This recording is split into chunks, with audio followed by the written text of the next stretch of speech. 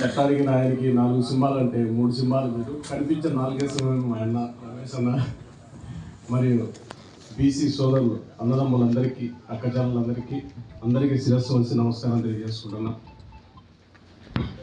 ఈరోజు మీ అందరినీ కలవడానికి అన్న కేటాయించినాడు. రమేష్ అన్న గారు కృతజ్ఞతలు తెలుసుకుంటారు సభా అధ్యక్షులుగా.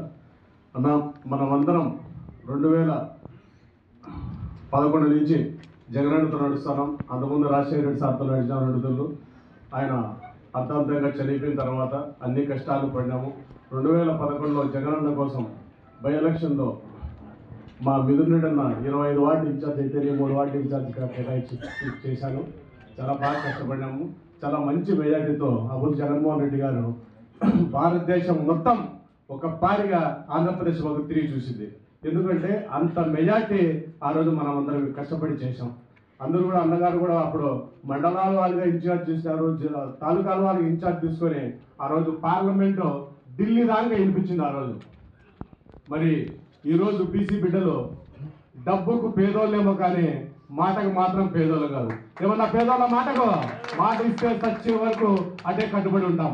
బీసీలు మాటకు ఎప్పుడైనా కానీ పేదవారు కారు, డబ్బుకు పేదవాళ్ళు కావచ్చు, కులానికి పేదవాళ్ళు కావచ్చు, కానీ మాటకు మాత్రం పేదవాళ్ళు కాదు. జగనన్న కోసం అప్పుడు 2011 నుంచి అడుగు వేశాం, ఇప్పుడు నడుస్తున్నాం. ఇంకా చివరి బొట్టు రక్తపు బొట్టు ఉన్న వరకు కూడా బీసీలంతా జగనన్న వరకే ఉంటారు. చంద్రబాబు నాయుడు మాయ మాటలు చెప్పి మసిపూసి మారేడుకాయ చేసి ఇది బీసీల పార్టీ అంటాడు తప్ప బీసీలకు ఆయన తరఫున ఒరిగేది ఉండదు, ఏమీ ఉండదు.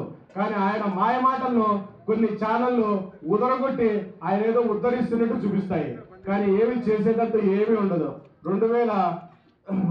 1995లో కూడా ఆయన ప్రతి ఇంటికి సిలిండర్ అనేది గవర్నమెంట్ తీసుకొచ్చాడు, కానీ ఏ ఇంటికి సిలిండర్ ఇచ్చిన పాప అనుకోలేదు. ప్రతి ఎలక్షన్లో మాయ మాటలు చెప్తున్నారు, మనం నమ్ముతానో ఓట్లు వేస్తున్నాం. కానీ రాజశేఖర రెడ్డి సార్ మాట 2 ఉతుళ్ళు ఆయన ఇచ్చిన మాటకు కట్టుబడ్డాడు. ఆయన చేసిన సంక్షేమ ఫలాలు ఇప్పుడు కూడా ప్రజల్లో 100 సంవత్సరాలు కూడా నిలబడిపోతాయి. జలయజ్ఞం ప్రాజెక్టు కట్టి 100 ఏళ్ళు కదా చిరస్థాయిగా 1000 ఏళ్ళు ఉండిపోతాయి. ఆరోగ్యశ్రీ పేదవాడి సంజీవినది. ఏ పేదవాడు జోలో రూపాయి బిల్ల లేకపోయినా కూడా ఆధార్ కార్డు తీసుకుపోయి హాస్పిటల్ సక్రియ చేసి వైద్యం చేసుకోవచ్చు. మరి అటుంది జలయజ్ఞం అయితేనేమి, ఆరోగ్యశ్రీ అయితేనేమి, విద్యా వైద్యం అని ప్రతి దానికి ప్రతి పేదవాడికి చదువు, అన్నదానం, ఒక పూట అన్నదానం పెట్టారు. అన్నదానం కన్నా అన్ని పూటలు అన్నదానం చేసి చదువే మిన్నా అని ఆ రోజు చదువు ప్రాధాన్యత ఇచ్చాడు జగన్మోహన్ రాజశేఖర రెడ్డి గారు. మరి ఆయన ఒక అడుగు ముందుకు వేస్తే ఆయన మించి 4 అడుగులు జగన్మోహన్ రెడ్డి గారికి ఇచ్చి ఎన్నో సంక్షేమ ఫలాలను తీసుకొచ్చి ప్రతి పేదవాడి గుండె తట్టి ఈ భూమిలో భుజం తట్టి ముందుకు నడిపించినాడు జగన్మోహన్ రెడ్డి గారు. ఇన్ని సంక్షేమ ఫలాలు ఇచ్చి కూడా ఇప్పుడు జగన్మోహన్ రెడ్డి ఓడాడు అంటే మనందరం కూడా సిగ్గుపడాల్సిన విషయం. కానీ దానికి మనం ఏం సిగ్గుపడాల్సిన అవసరం లేదు. కారణం ఏమనంటే మనం అప్పుడు అలాగే ఉంటాం, ఇప్పుడు అలాగే ఉంటాం, ఎప్పుడు అలాగే ఉంటాం. కానీ ఎవరికి భేదపడాల్సిన అవసరం లేదు, భయపడాల్సిన అవసరం లేదు, బెదరడం అవసరం లేదు. జగనన్నను పోచరీతో గెలిచేది తప్ప నిజంగా ఓటు బ్యాంకుతో గెలిచలేదు. 100 నుంచి 110 నుంచి 130 సీట్లు ట్యాపరింగ్ చేసి గెలిచారు. నిజంగా గెలుపు కాదు అది. గెలుపు అని చెప్పుకుంటున్న ఒక బూటకం. మోడీ గారు 4 దఫాలుగా ఎలక్షన్ జరిపాడు. ఫస్ట్ ఫేజ్ ఫెయిల్ అయినాడు, సెకండ్ ఫేజ్ ఫెయిల్ అయినాడు, థర్డ్ ఫేజ్, ఫోర్త్ ఫేజ్ లో సక్సెస్ అయినాడు ఆయన.